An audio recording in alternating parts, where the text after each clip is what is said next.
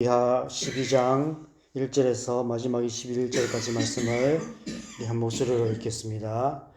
예후의 제7년에 요아스가 왕이 되어 예루살렘에서 40년간 통치하니라.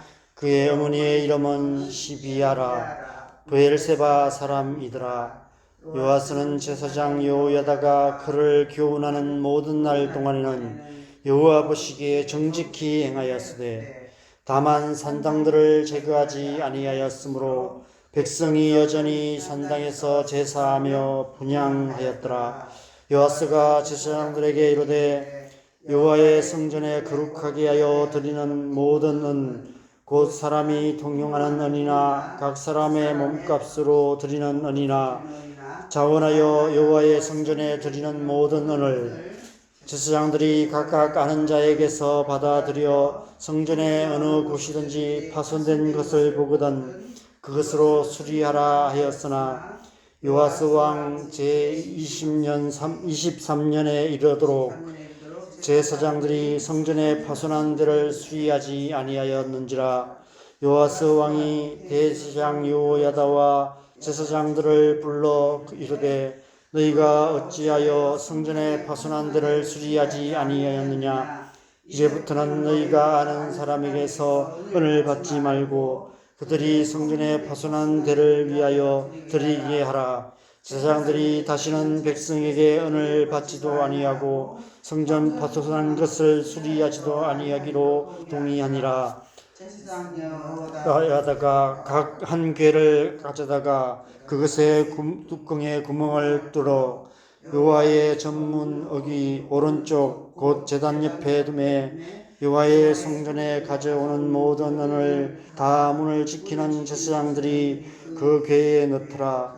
이에 그 궤 가운데 은이 많은 것을 보면 왕의 서기와 대제사장이 올라와서 여호와의 성전에 있는 대로 그 은을 계산하여 봉하고 그 달아본 은을 일하는 자 곧 여호와의 성전을 맡은 자의 손에 넘기면 그들은 또 여호와의 성전을 수리하는 목수와 건축하는 자들에게 주고 또 미장이와 석수에게 주고 또 여호와의 성전 파손한 데를 수리할 제목과 다듬은 돌을 사게 하며 그 성전을 수리할 모든 물건을 위하여 쓰게 하였으되 여호와의 성전에 드린 그 은으로 그 성전의 은대접이나 불집게나 주발이나 나팔이나 아무 금그릇이나 은그릇도 만들지 아니하고 그 은을 일하는 자에게 주어 그것으로 여호와의 성전을 수리하게 하였으며 또 그 은을 받아 일꾼에게 주는 사람들과 회개하지 아니하였으니 이는 그들이 성실히 일을 하였음이라. 속건제의 은과 속죄제의 은은 여호와의 성전에 드리지 아니하고 제사장에게 돌렸더라. 그때에 아람 왕 하사엘이 올라와서 가드를 쳐서 점령하고 예루살렘을 향하여 올라오고자 하므로 유다의 왕 요아스가 그의 조상들 유다 왕 여호사밧과 여호람과 아하시아가 구별하여 드린 모든 성물과 자기가 구별하여 드린 성물과 여호와의 성전 곳간과 왕궁에 있는 금을 다 가져다가 아람 왕 하사엘에게 보냈더니 하사엘이 예루살렘에서 떠나갔더라. 요아스의 남은 사적과 그가 행한 모든 일은 유다 왕 역대 지략에 기록되지 아니하였느냐. 요아스의 신복들이 일어나 반역하여 실라로 내려가는 길가의 밀로 궁에서 그를 죽였고 그를 쳐서 죽인 신복은 시므아스의 아들 요사갈과 소멜의 아들 요사바드였더라. 그는 다윗승에 그의 조상들과 함께 장사되고 그의 아들 아마샤가 그를 대신하여 왕이 되니라. 아멘.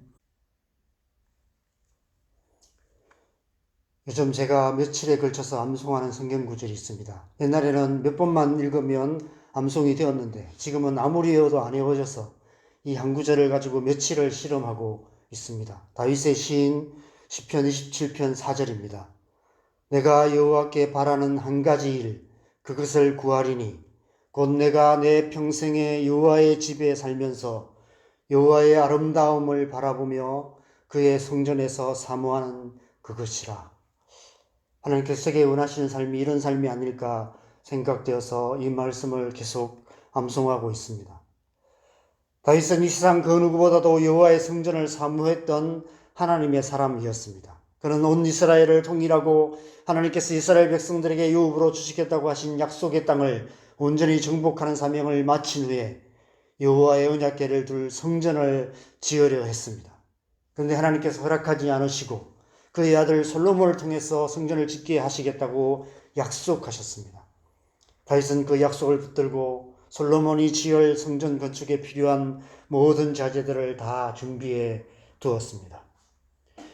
여호와의 성전을 사모하는 이 다윗의 열심이 훗날 다윗의 자손으로 오신 예수님 안에도 가득했습니다. 요한복음 2장에서 사도 요한은 예수님께서 성전을 정화하는 사건을 기록하며 제자들이 그런 예수님의 모습 속에서 그 옛날 다윗이 시편 69편 9절에서 주의 집을 위하는 열성이 나를 삼키리라라고 고백했던 말씀을 기억했다라고 기록하고 있습니다.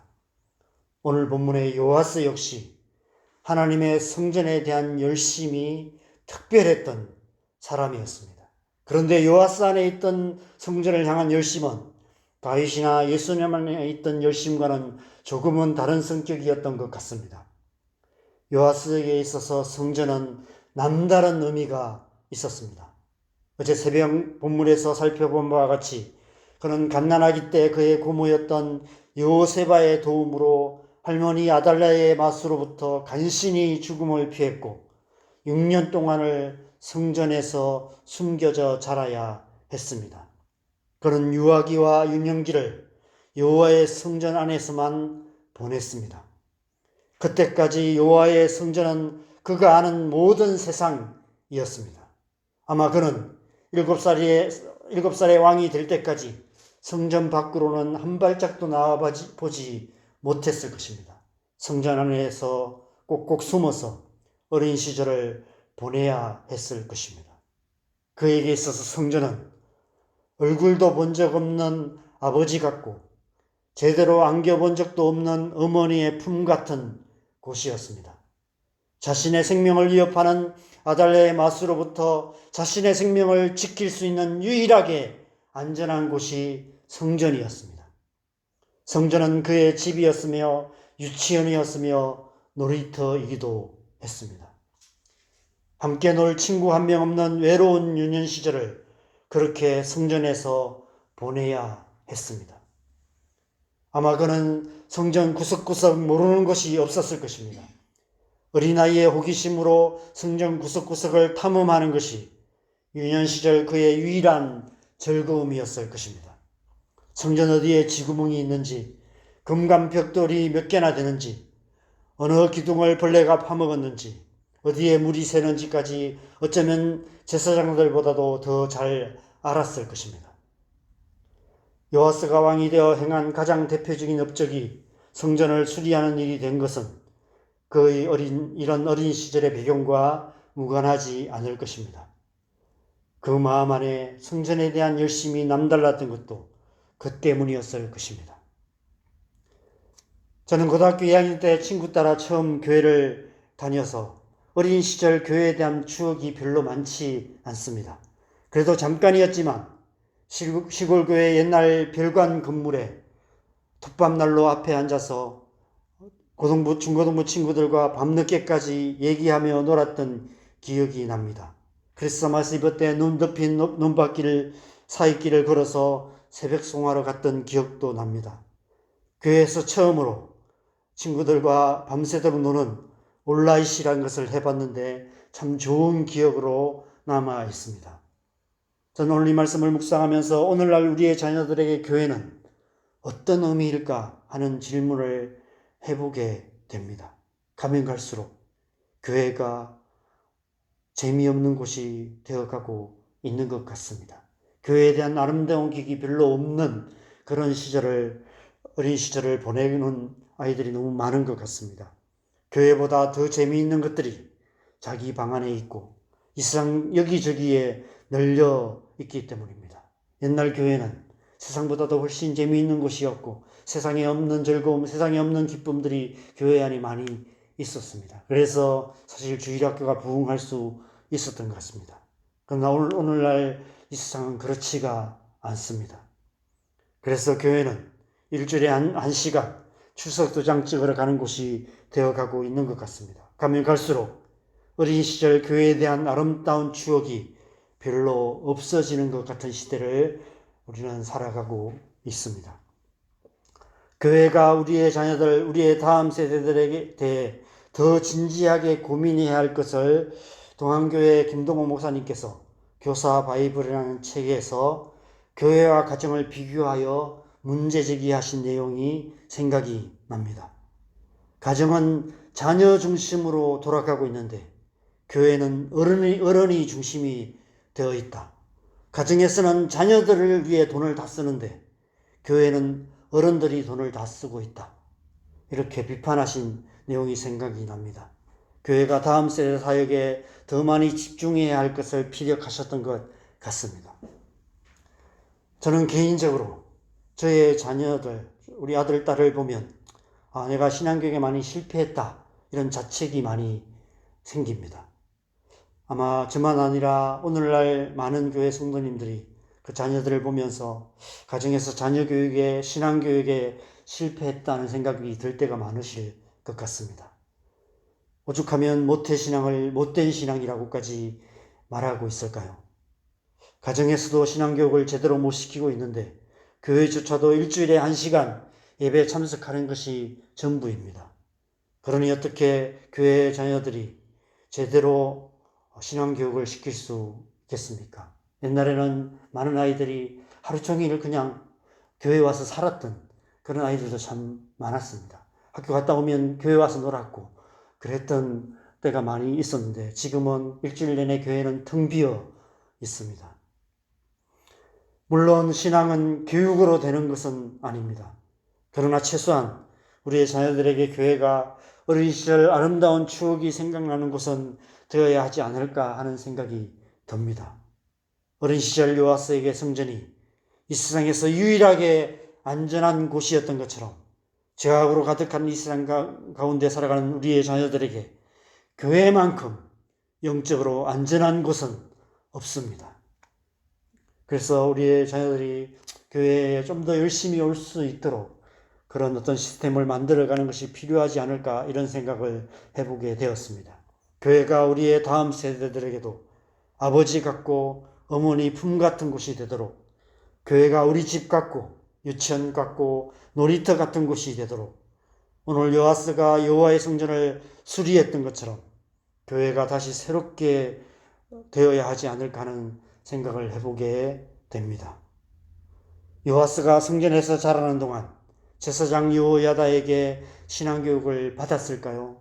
아마 그 누구보다도 철저하게 받지 않았을까 싶습니다.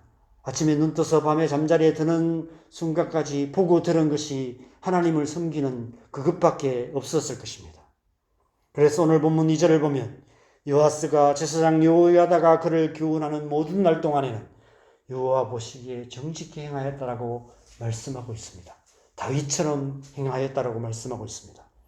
그럼에도 불구하고 3절에 산당은 제거하지 아니하였다라고 말씀합니다. 그리고 역대하 24장에 보면 제사장 여호야다가 죽은 후에는 유다 방백들의 말을 듣고 여호와의 전을 버리고 아세라의 목상과 우상을 섬겼고 그 죄를 책망하는 여호야다의 아들 스가랴를 여호와의 전 뜰 안에서 돌로 쳐 죽이기까지 했다라고 기록하고 있습니다.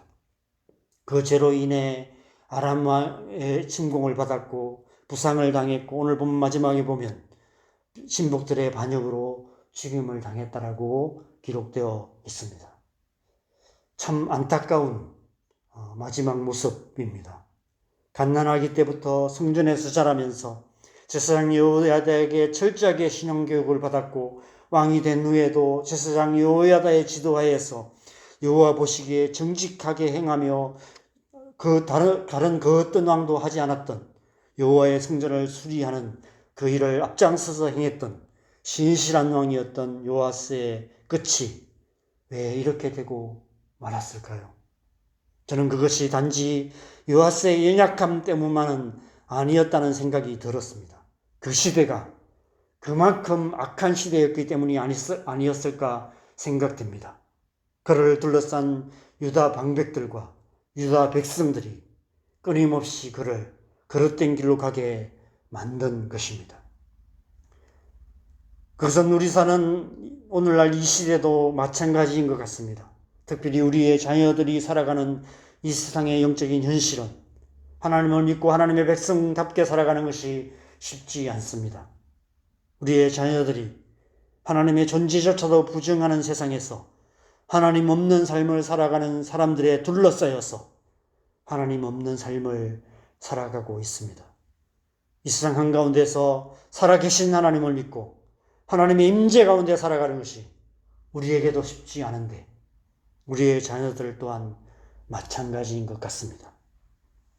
여러분, 그럼에도 불구하고 우리가 넉넉히 이 세상을 이길 수 있는 이유가 있습니다. 그것이 무엇일까요? 우리 안에는 요아스에게는 없는, 그가 흉내조차도 낼 수 없는 특별함이 있기 때문입니다. 바로 우리 안에 보혜사 성령님께서 거하고 계시기 때문입니다. 요아스를 도왔던 요야다처럼 늘 우리 곁에 계셔서 우리를 도우시는 보혜사 성령님의 도우심으로 말미암아 우리는 넉넉히 세상을 이기고 하나님의 백성다운 삶을 살아낼 수 있는 것입니다. 그래서 우리는 오직 성령으로 충만함을 받아야 하는 것입니다. 하나님의 백성이 하나님의 백성답게 살 수 있는 길은 그 길밖에 없습니다. 우리의 자녀들이 이 세상을 이길 수 있는 길 역시 마찬가지입니다. 오직 성령으로 충만함을 받는 그 길밖에 없습니다. 교회가 교회답게 되는 길도 그 길밖에 없습니다. 그래서 우리가 이렇게 새벽마다 이 두 가지 기도 제목으로 기도하는 것입니다. 우리의 자녀들에게 성령을 부어주셔서 이 세상을 이기는 하나님의 백성으로 살아가게 하시기를, 우리 교회와 이 땅의 모든 교회에 초대교회 같은 성령의 기름 부으심을 부어주셔서 교회다운 교회가 되게 하시도록, 그래서 우리의 삶을 통해 교회를 통해 이 땅과 열방에 하나님 나라가 이루어지도록 우리가 새벽마다 기도하는 것입니다. 오늘 새벽에도 우리가 이 두 가지 기도 제목을 가지고 주님 앞에 간절히 기도하고 또 우리 자신을 위해서 성령 충만함을 위해서 우리 함께 기도하시고 우리 자유롭게 기도하시다가 돌아가시면 되겠습니다. 함께 기도하겠습니다.